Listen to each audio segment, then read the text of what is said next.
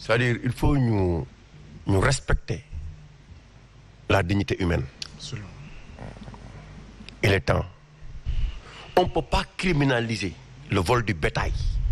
dañ ko criminaliser alors que nit ki doomu aadama bi bu nekkee en prison nekk dans des mauvaises conditions loolu xel mënu ko nangu sax mais léegi wax ni ñii fi toog dunduñu ko mais man dund naa ko de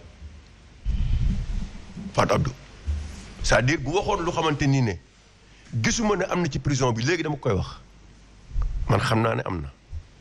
lenn rek la fàtte. ci wax jëpp bu mu wax yëpp am na dafa am loolu bu wax yëpp ñii taatu neen ñii boo ñëwee yenn saa ñu bàyyi la nga dugg ñii ak lii condition de détention yi. tout dund nga ko maanaam. dama ko dund je l'ai vécu dem naa Rebeuss man. je l'ai vécu à Rebeuss mais buñ la indilee añ 11h li mu fàtte wax mooy mën nga ko jot 20h. les mêmes conditions yi mu expliqué yooyu nga ko dund. mais dund naa man la am na ñeneen. altine boobu may wax. waaw dañoo teg bool yi maanaam boolu reer yi mi ci biir chambre bi man maa ko compté benn dank ñetti dank bool yi jeex. waaw. mais continuer Omar. pour te dire c'est-à-dire non seulement benn dank benn ñaari dank mu jeex mais mën nga indi sa añ 11h jot ko 20h wala jot ko 19h wala.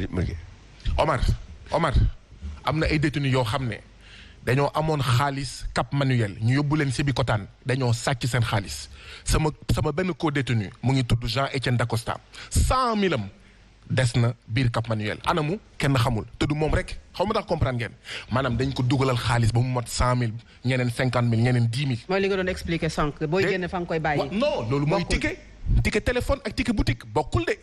mooy ci buntu bi da nga am xaalis ñu lay transférer sa xaalis réer kenn du la ko jox. non mais attends c'est hallucinant ça. alors on va continuer. conditions de détention yi am au niveau des prisons dafa jéggi dayoo c'est-à-dire doomu aadama bu nekk ci condition yooyu nit mënu ko concevoir ça da ngay toog du matin au soir la nuit tu peux pas dormir yaramu neen ngay def nii di toog di kotti du matin jusqu'au soir c'est inhumain loolu ci ay doomu aadama yomante nii wàllu génn na fi président génn na fi tëj nañ fa ay kilifa diine lu ne gis nañ ko fa mais nga gis leen ñu nekk ci niveau de détention yomante nii est-ce que loolu doomu aadama condition yooyu war nañ ko ci mën a teg laa uufaat Abdou li am barki démb nit ñi génn couvre-feu la yenn yi c'est-à-dire xam nga tu es dans de bonnes conditions mais mënatoo dund situation boobu nga génn ne il est temps waxatuma ne ki nekk ci prison yi nga xam ne da nga koy paquetage façon paquetage boo ma ci ni kenn xamul seen der yi boo leen gisee da ngay yaakaar ne ñii ay mbëtt moo leen jur da ngay dem ba sa der dootoo amati der bu baax ñii si ñàkk a fayda lañ leen tëjee ba léegi jugé wuñu leen ñii si lu xamante ni mën nga doon sax bàyyi seen kër dara du si fekk dara nga mettre leen dans ces situations là ça me rappelle Kunta Kinte détention yi ñu doon def Kunta Kinte est-ce que li ñuy def Kunta Kinte sax talewul détention yi ñi nekk ci Rebeuss ñi ñeen def ñu nekk dans tous les prisons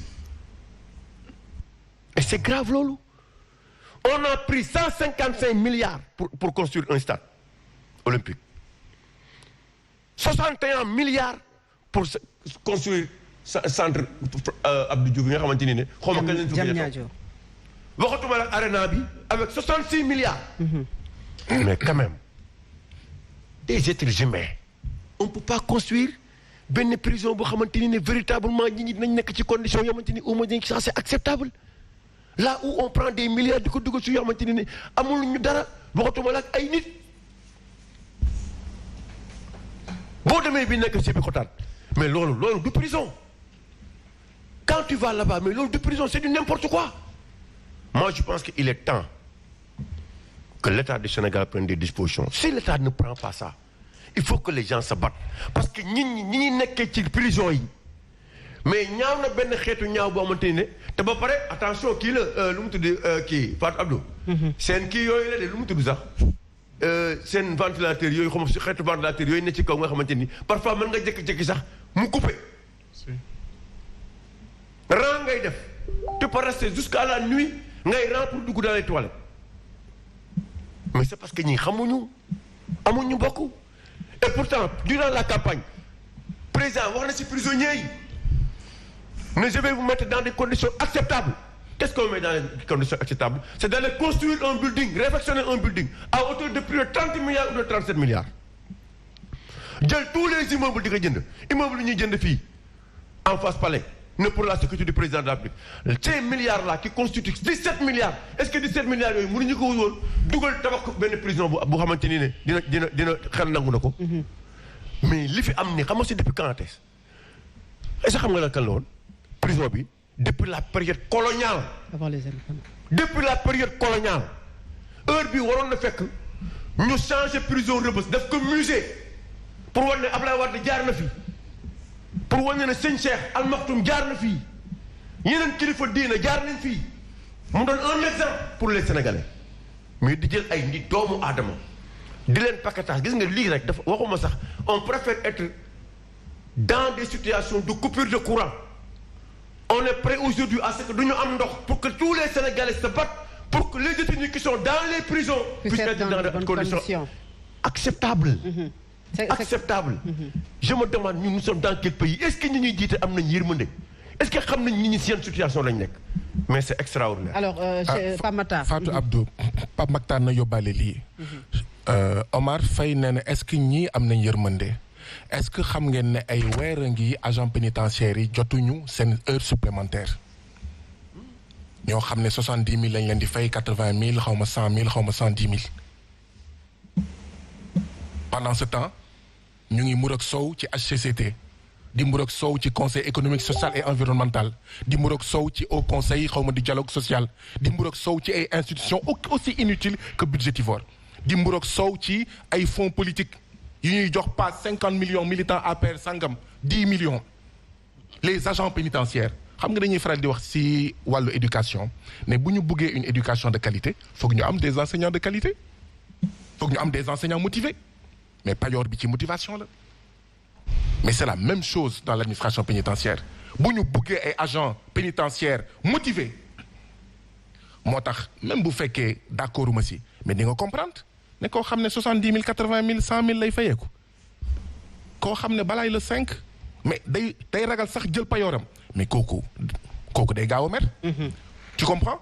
ñaareel bi am na ay prisonniers yuy toog plus de 24 heures seen nekk duñu génn cour am na prisonniers yoo xam ne.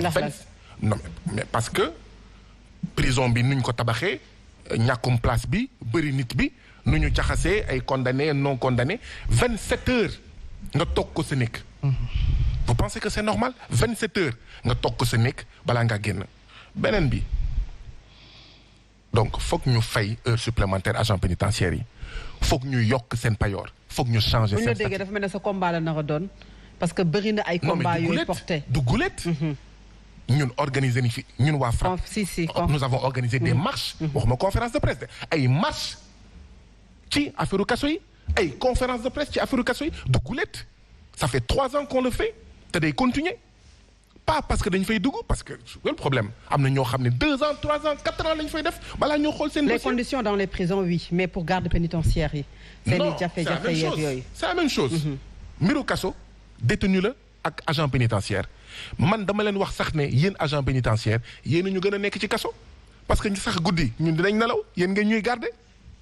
parce que sax yenn saa yi mu am ci kaso ñoo xam ne mën na leen fay juróomi yoon alors que yéen amu leen dépense fin de mois yaa ngi di xool naka ngeen di waajalee koor bi di ñëw waaye tamit foog ñu wax ne yenn saa yi ñu jox la ay mbir ci buntu bi mais ñu sàcc ko ci buntu bi administration pénitentiaire bi sàcc ko ci buntu bi ñu dugalal la fukki orange mais nga jot ñaari orange mais fukki mbàjj ak juróom-ñeent. yi nga xam ne Fatima Mbeng bi ñu jàppoon ak Abbas ci buntu Cap Manuel mbàjj yooyu la ñu indi woon Cap Manuel. ñoom delluwaatuñu ak mbàjj yooyu ñi nekkoon ci biir kaso bi. les 19 yi ngeen doon dégg musuñ jot ci mbàjj bi. donc am na yoo xam ne mais dompat bay dompat néew dompat bay dompat détenu ñu ne du lundi au vendredi mënatoo jot dara samedi ak dimanche nga mun jot bool ceeb. non mais foog ñu changer affaire yi. foog ñu changer affaire yi te ñun ñoo koy changer suñu bopp Sénégal yi nag nañu bàyyi am kersa boo duggee kaso boo génnee rek ngay nëbatu buggoo kenn yëg ne mus nga dugg kaso mais dëmm lu mu gën a bañ mooy ku ko jeebaane booy toog di noppi di gis di noppi mais dëmm bi day continuer di seeñu askanu Sénégal ci biir kaso bi. alors Pape Matar condition yu inhumaine bu ñu déggee li ñu fi expliqué boobu ak léegi ban lecture nga am ci loolu. waaw dafa mel ni rek dañu hérité benn système boo xamante